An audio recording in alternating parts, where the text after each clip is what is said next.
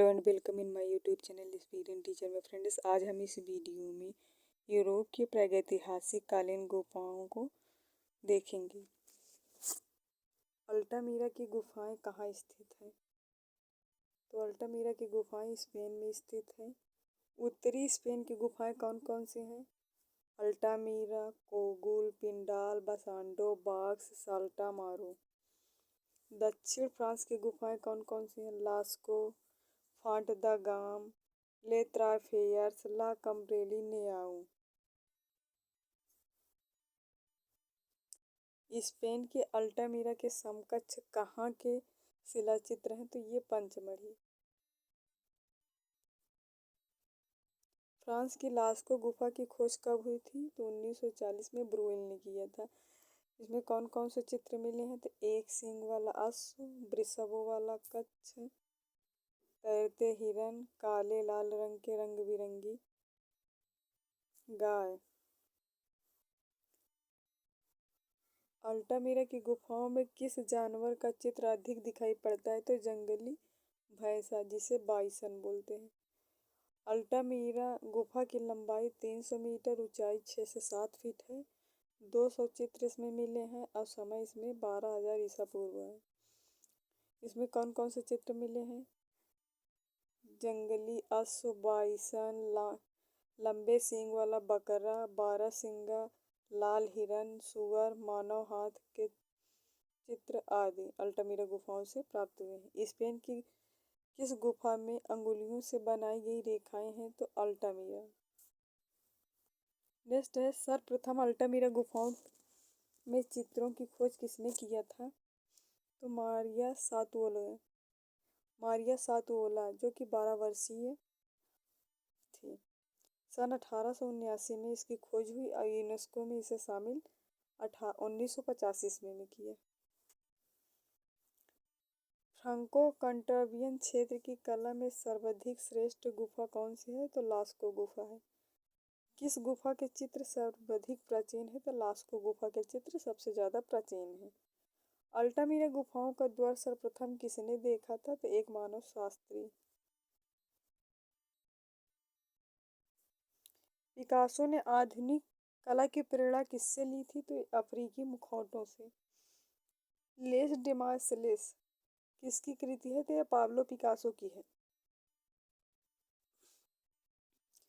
सर्वाधिक प्रसिद्ध चित्र शांति किसके द्वारा बनाया गया? तो पिकासो के द्वारा। फ्रांको कैट्रिबियन क्षेत्र किससे संबंधित है? यह प्रागैतिहासिक कला से संबंधित है। प्रागैतिहासिक कला की तकनीक किस प्रकार की है? तो यह चित्रण तक्षण मिश्रित विधि है। अंगुलियों से बनाई गई प्राचीनतम रेखाएं फ्रांस की किस गुफा में है? तो यह रूफिनाक गुफा में है। किस विधि का प्रयोग प्रागैतिहासिक गुफा चित्रों में नहीं हुआ है? तो वाष्प का प्रयोग प्रागैतिहासिक गुफाओं में नहीं हुआ। आदिम कला के पीछे कौन सी प्रेरणा है? तो धार्मिक कर्मकांड है। नेक्स्ट है, यूरोपीय प्रागैतिहासिक शिला चित्रों पर सर्वाधिक शोध कार्य किसने किया? तो हेनरी ब्रुएल ने किया। बूमरैंग क्या है? तो यह एक अस्त्र है। रीछ मानव क्या है? मुखौटा पहने मनुष्य को रीछ मानव कहा गया है। ला कम्ब्रेली गुफा में किसका चित्र है? मैमथ का। किस गुफा के प्रवेश द्वार पर दो सिंह मुख सम्मुख मुद्रा में रक्षक के रूप में चित्रित किए गए हैं? तो ले त्राफेयर्स गुफा में। अगला क्वेश्चन है, प्रागैतिहासिक यूरोपीय कला में संयुक्त माध्यम क्या था? गड्ढे अथवा उभारदार रिलीफ के साथ रंगों से चित्रण की विधि। फ्रांस की लास्को गुफा की खोज सन 1940 ईस्वी में हुई। स्पेन की किस गुफा में अंगुलियों से बनाई गई रेखाएं हैं? तो अल्टामीरा से।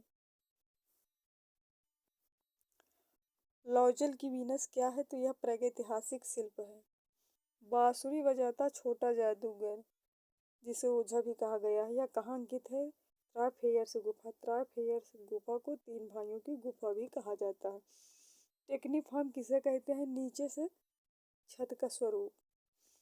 नर्तकी समूह किस गुफा में चित्रित है? तो यह कोगुल गुफा में चित्रित है।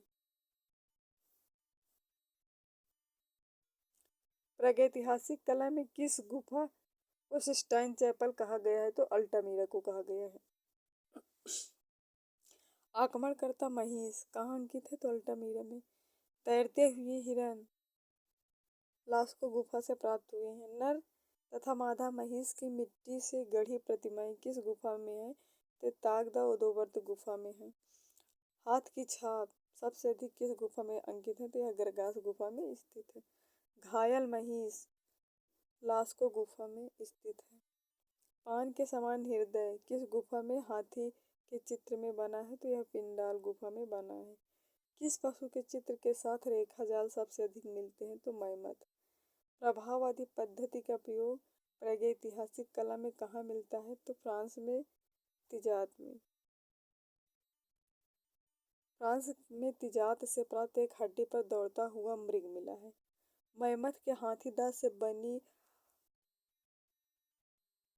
35,000 से 40,000 ईसा पूर्व का एक नृसिंह की मूर्ति जो कि 12.2 इंच ऊंची है या कहाँ से प्राप्त हुई है? तो होलोस्टीन स्टेडल से प्राप्त हुई है। विश्व की सबसे प्राचीन सभ्यता मेसोपोटामिया की सभ्यता है। कुम्हार के चाक का प्रयोग सर्वप्रथम किस सभ्यता में हुआ है? तो मेसोपोटामिया की सभ्यता में हुआ है। सबसे प्राचीन कांस्य युगीन सभ्यता है तो मेसोपोटामिया की सभ्यता है। मेसोपोटामिया के निवासी एक छोटी कील से गीली मिट्टी के फलकों पर अक्षर उकेरते थे जिसे कहा जाता है किलाक्षर लिपि क्यूनिफॉर्म। सर्वप्रथम ब्रिटिश अफसर हेनरी लॉरेंस ने क्या पढ़ा था? तो ये किलाक्षर लिपि को सर्वप्रथम पढ़े थे हेनरी लॉरेंस। शीशे का प्रयोग सर्वप्रथम हुआ है तो मेसोपोटामिया में हुआ है। लेखन पद्धति का विकास सर्वप्रथम कहाँ हुआ? तो मेसोपोटामिया में हुआ। सुमेर के निवासियों ने किया। विश्व में वर्णमाला का प्रयोग सर्वप्रथम कहाँ हुआ? तो फिनीसिया में हुआ।